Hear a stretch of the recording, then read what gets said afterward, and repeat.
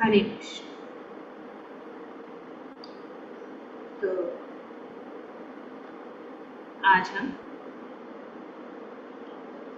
श्रीमद् भागवतम के चौथे स्कंद के 8वें अध्याय के श्लोक संख्या 59, 60 और 61, 59, 60 एंड 61 तीन श्लोक है।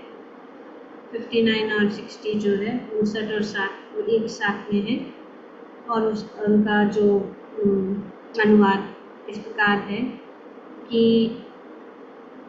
जो कोई गंभीरता तथा निष्ठा से अपने मन, वचन तथा शरीर से भगवान की भक्ति करता है और जो बताई गई भक्ति विधियों के कार्य में मग्न रहता है, उसे उनकी इच्छा अनुसार भगवान वर देते हैं। तो यहाँ पे नारद मुनि ध्रुव महाराज को ये बता रहे। पहला महत्वपूर्ण बात यह है निष्ठा, जो यहाँ पे वर्णन किया। निष्ठा मन बहुत ही गंभीरता और निष्ठा से, सीरियसली एंड सिंसियरली, ये दो चीजें बताई गई है इस श्लोक। गंभीरता और निष्ठा से जो भक्ति करता, तो भक्ति कैसे की जाती है? मन, वचन तथा शरीर, मन, वाचा और शरीर। तो जो हम अपने, जो व्यक्ति, जो भक्त अपने मन, वाणी और शरीर से भगवान की दृढ़ता पूर्वक, गंभीरता पूर्वक भगवान की पूजा करते हैं, वे उनकी इच्छा अनुसार जो कुछ भी उनकी इच्छा है भगवान उनको दे देते, वर दे देते। यहाँ पे वचन दिया जा रहा है, यहाँ पे ये नारद मुनि द्वारा ये आशीर्वाद। तो गंभीरता ऐसे नहीं, विशी वॉशी, गंभीरता और दृढ़ता से अपने मन कैसे? मन मनावर मन को भगवान में लगा। वचन कैसे? भगवान के विषय में, भगवान की लीलाओं का विषय में चर्चा करना, बोलना, भगवान के नामों, शुद्ध नामों का उच्चारण करना। तो मन को भगवान में लगाना, भगवान अपने वचन को, अपने विचार, अपने बोलने का जो भी क्षमता है उसको भगवान के विषय में बोलने में लगाना, और अपने शरीर से भगवान की सेवा करना, अपने हाथों से भगवान का श्रृंगार करना, भगवान की पूजा करना, भगवान के लिए भोग बनाना, अनेक जो अपने नेत्रों से, अपने कानों से, ये सब हर एक हमारी सारी इंद्रियां जो है, हमारी सारी इंद्रियों को भगवान की सेवा में अगर हम लगाए और ये तीन चीजें करें, कैसे करना है? दृढ़ता और गंभीरता से, तो फिर भगवान हमारी सभी इच्छा को पूर्ण करें। जो भी हमारी इच्छा है भगवान, यहाँ पे नारद मुनि ध्रुव महाराज को बताते हैं कि ये बहुत जरूरी है, पर ये क्या है? ये एक विधि है। अगर इस विधि को, अगर हम कुछ भी चाहते हैं तो ये विधि का पालन करना पड़ेगा, जो यहाँ पे बताया है।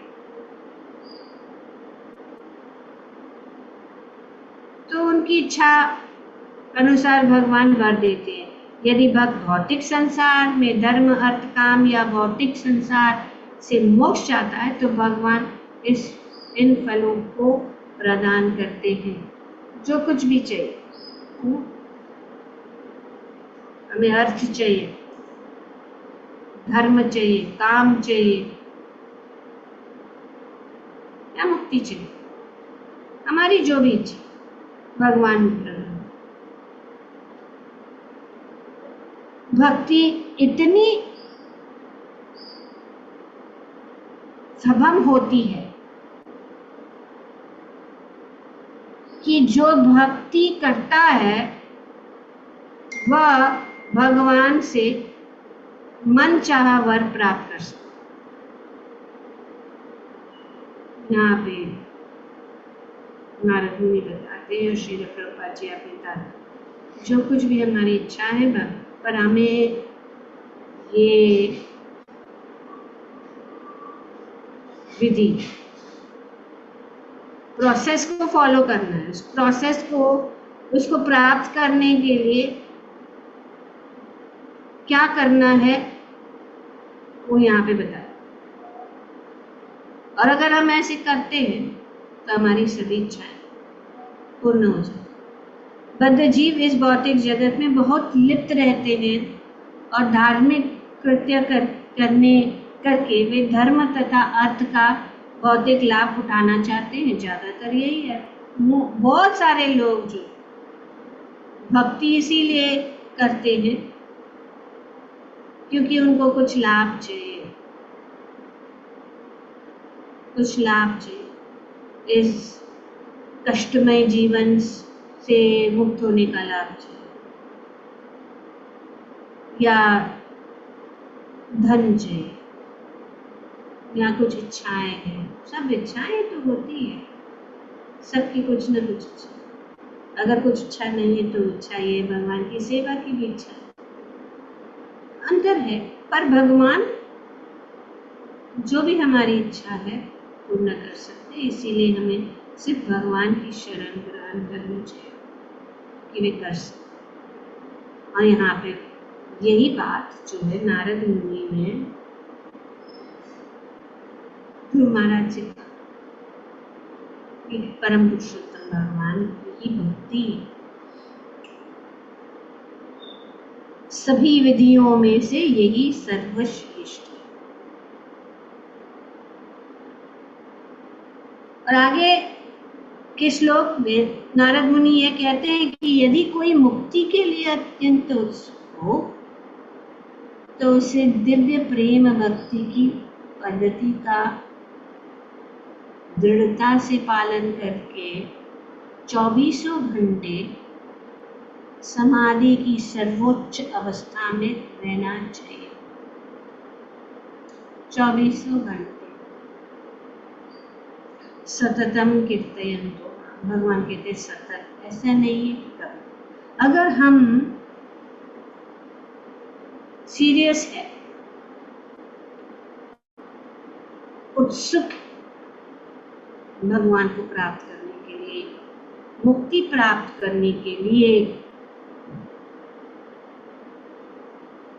तो ये विधियां, यदि कोई मुक्ति के लिए अत्यंत उत्सुक हो तो उसे दिव्य प्रेम भक्ति की पद्धति का दृढ़ता से पालन करके 24 घंटे समाधि की सर्वोच्च अवस्था में रहना चाहिए और इस इंद्र तृप्ति के समस्त कार्यों से अनिवार्यतः पृथक रहना चाहिए।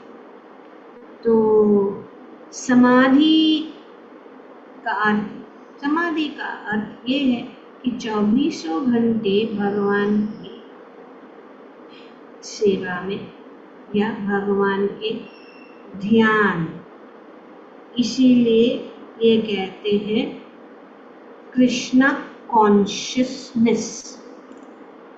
कृष्ण कॉन्शियसनेस ही समाधि है।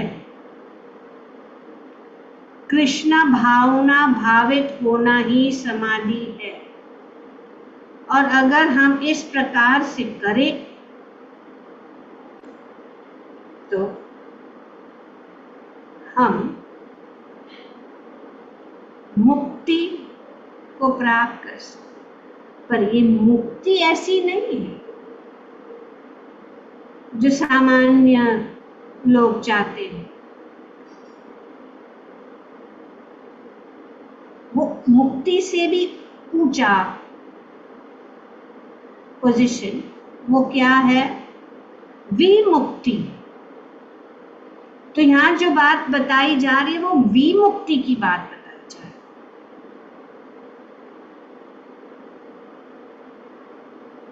तो इसीलिए नारद मुनि यहाँ पे ध्रुव महाराज को विमुक्ति का मार्ग, जिसमें 24, क्योंकि मुक्ति विभिन्न व्यक्तियों के उद्देश्य के अनुसार सिद्धि की विभिन्न अवस्थाएं हैं। सामान्यतः मनुष्य कर्मी होते हैं क्योंकि वे इंद्रिय तृप्ति के कार्य में लगे रहते हैं। कर्मियों के ऊपर ज्ञानी है। ज्यादातर लोग कर्मी है, ज्यादा से ज्यादा लोग हम देखते हैं कर्मी है इस भौतिक जगत में, पर उनसे ऊपर है ज्ञानी जो भौतिक बंधन से मुक्त होने का प्रयत्न करते हैं। योगी उससे भी अधिक उच्च स्तर, तो कर्मी से ऊपर है ज्ञानी, ज्ञानी से ऊपर है योगी। क्योंकि वे भगवान के चरण कमलों में ध्यान करते हैं, और उससे भी ऊंचा भक्त है। भक्त जो केवल भगवान की दिव्य प्रेम भक्ति करते हैं, वे समाधि के उच्चतर पद पर गंभीरता से स्थित होते हैं। तो ये समाधि क्या है? कृष्ण भावना भाव, बीइंग कृष्ण कॉन्शियसनेस। हर चीज में हम भगवान को देखें, हर कार्य में हम भगवान के लिए ही कार्य करें। जो भी कार्य हम करते वो भगवान के लिए करें, भगवान की प्रसन्नता के लिए। भगवान सब सर्वत्र दिखते हैं, हर चीज में भगवान को ही देखता है। ब्रह्मभूत प्रसन्नात्मा सोचते सम सर्वेषु भूत। तो भगवान बताते हैं भगवद गीता कि यही समाधि है। समाधि मतलब कृष्ण कॉन्शियसनेस। और ये कृष्ण कॉन्शियस जो है स्टेज पे जो है उसको कहते हैं समाधि, स्थित प्रज्ञ। स्थित प्रज्ञ व्यक्ति कौन है? जो हमेशा भगवान की सेवा में रहता है, भगवान के विषय में सोचता है। उसे इस भौतिक जगत से कोई सरोकार नहीं है। भौतिक जगत में रहते हुए भी, भौतिक जगत में कार्य करते हुए भी वे समाधि में।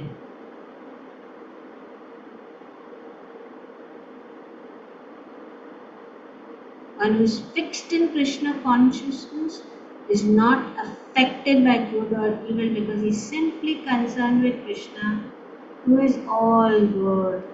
भगवान ही सर्वमंगल है, उनसे और किसी चीज से सरोकार नहीं है। भगवद गीता में भगवान दूसरे अध्याय में ये वर्णन करते हैं, जो समाधि में है उसका गुण क्या है। क्योंकि अर्जुन ने प्रश्न पूछा था कि स्थित प्रज्ञ व्यक्ति का क्या, वो कैसे बैठता है, वो कैसे बोलता है, वो कैसे चलता है, कैसे, सब प्रश्न भगवान।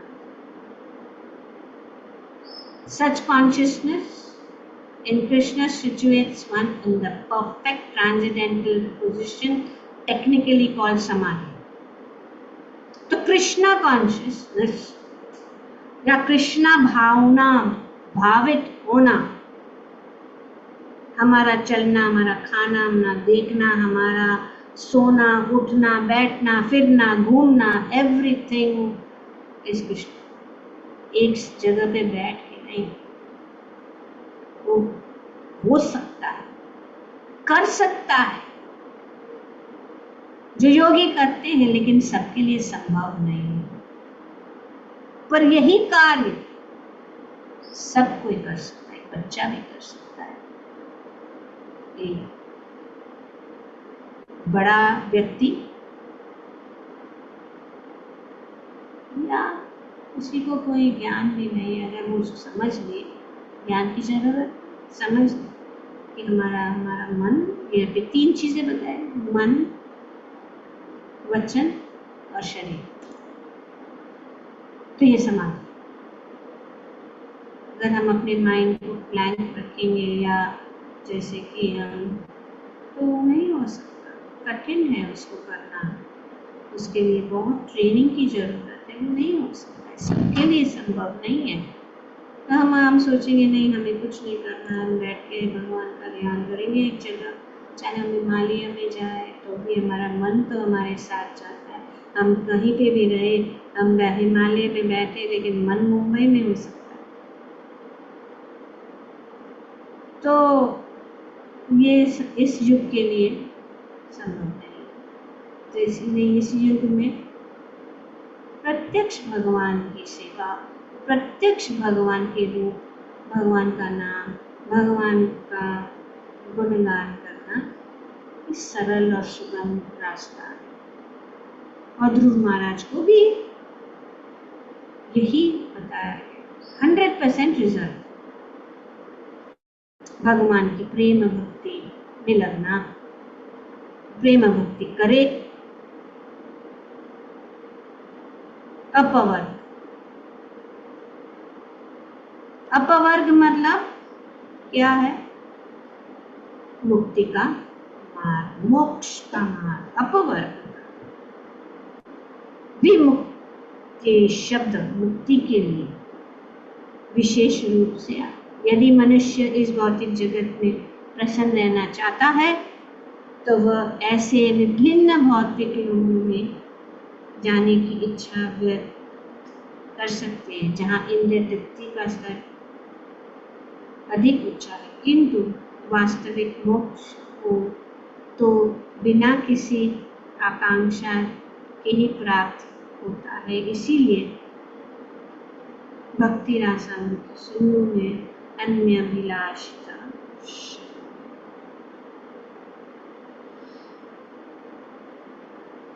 जो व्यक्ति अब भी विभिन्न अवस्थाओं में या लोगों में भौतिक जीवन भोगना चाहते, उसे इसके लिए भक्ति योग में मुक्ति की अवस्था की संतुष्टि नहीं की जाती। जो लोग पूरी तरह इंद्रिय तृप्ति की कलमश से मुक्त है, अत्यधिक शुद्धात्म पूर्वक भक्ति योग कहते हैं। शुद्ध भक्ति योग, जो लोग पूरी तरह इंद्रिय तृप्ति के कलमश से। अपवर्ग का मार्ग धर्म, धर्म, अर्थ, काम और मोक्ष। किंतु जब मनुष्य मोक्ष की अवस्था को प्राप्त होता है तो अभ्यास करने वाला भगवान के साथ तादात्म्य करना चाहता है, किंतु वह भी इंद्रिय तृप्ति है। तो ये जो अपवर्ग, जैसे कि दो वर्ग है, एक है अपवर्ग मतलब मुक्ति का मार्ग और दूसरा है पवर्ग। पवर्ग मतलब, हाँ, जैसे हम अल्फाबेट्स, संस्कृत अल्फाबेट्स है ना, पवर्ग, प, फ, भ, भ, म, तो इसको पवर्ग पवर्ग कहते हैं।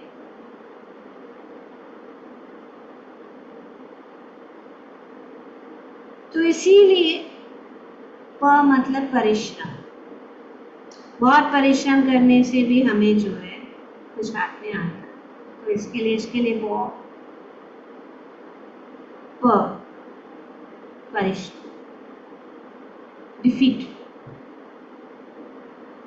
फ मतलब इतना परिश्रम करते हैं, इतना परिश्रम करते, फेन आता है। हाँ, जैसे कि घोड़े या कोई जो बैल वगैरह, जब वो बहुत काम करते, बहुत ये करते हैं, ज्यादा चलते हैं या बहुत भारी उठाते, तो उनके मुंह से फेन, ये हमारा ये भौतिक माँ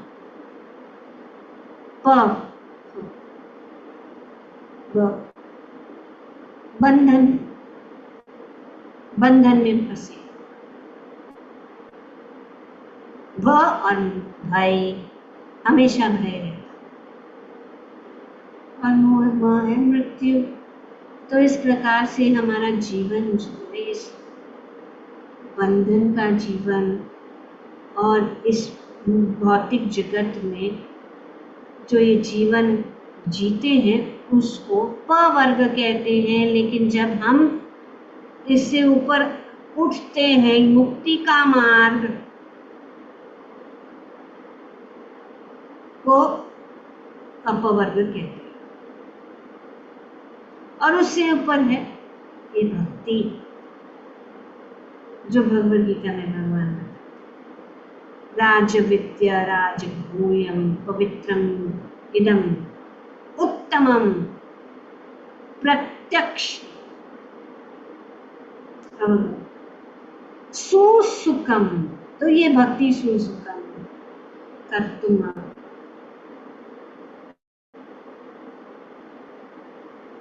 तो ये पूरा जो राजविद्या राजगुह्यम, नवा अध्याय, बहुत सुंदर अध्याय है भगवद गीता। नवा अध्याय भगवद गीता का द किंग ऑफ नॉलेज। तो इसको ये भक्ति इससे ऊपर है, मुक्ति से भी। अपवर्ग में धर्म मोक्ष, धर्म अर्थ काम मोक्ष, पर मोक्ष के स्तर पर आने के ऊपर उठना है, और वो है विमुक्ति।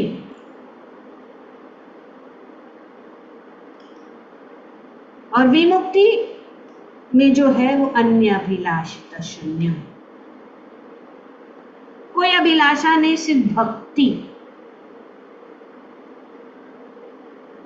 कोई इच्छा नहीं, अभिलाषा यही है भक्ति। जैसे कि ज्ञानी की क्यों ज्ञान की प्राप्ति करते, ताकि वे जो है तदात्म हो जाए, ब्रह्म ज्योति में लीन हो जाए। योगी का क्या इच्छा है? योगी क्या इच्छा है कि वे अष्ट सिद्धियों को प्राप्त करें। बट जो भक्त हैं उनको ये ना मुक्ति चाहिए ना सिद्धि चाहिए। तो इस प्रकार से वे जो ये बाकी के जो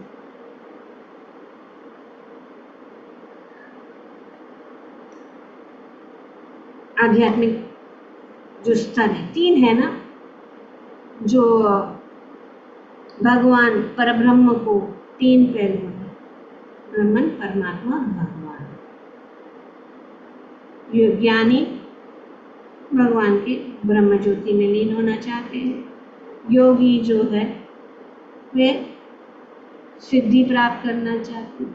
लेकिन भगवान के भक्त जो है, जो भगवान को चाहते हैं, उनकी कोई इच्छा नहीं है, सिर्फ भगवान की भक्ति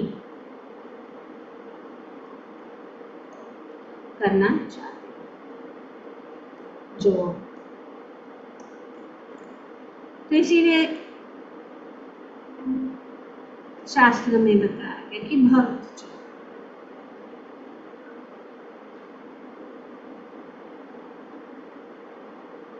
कृष्ण भक्त निष्काम, अतैव शांत। कृष्ण भक्त निष्काम, अतैव शांत। भुक्ति मुक्ति सिद्धिकामी, सकली अशांत। ये अंतर है। इसीलिए वे इन सब जो स्तरों से वे बहुत ऊंचे हैं। किंतु जब मनुष्य मुक्ति अवस्था से ऊपर उठता है तो वह दिव्य प्रेम भक्ति करने के लिए भगवान के पार्षदों में से एक बन जाता है। यह परिभाषित रूप में विमुक्ति कहलाती है। इस विशिष्ट मुक्ति के लिए नारद मुनि की संस्तुति की है कि मनुष्य सीधे भक्ति के लिए में लग जाए। तो नारद मुनि ने यही आदेश दिया है जो उन्होंने ध्रुव महाराज को यहाँ पे दिया है कि यही सबसे सरल सुगम मार्ग है भगवान की भक्ति। ग्रंथराज श्रीमद् भागवतम की जय। ओम तत्सत। Thank you very much. Sorry, I had to go 5 minutes.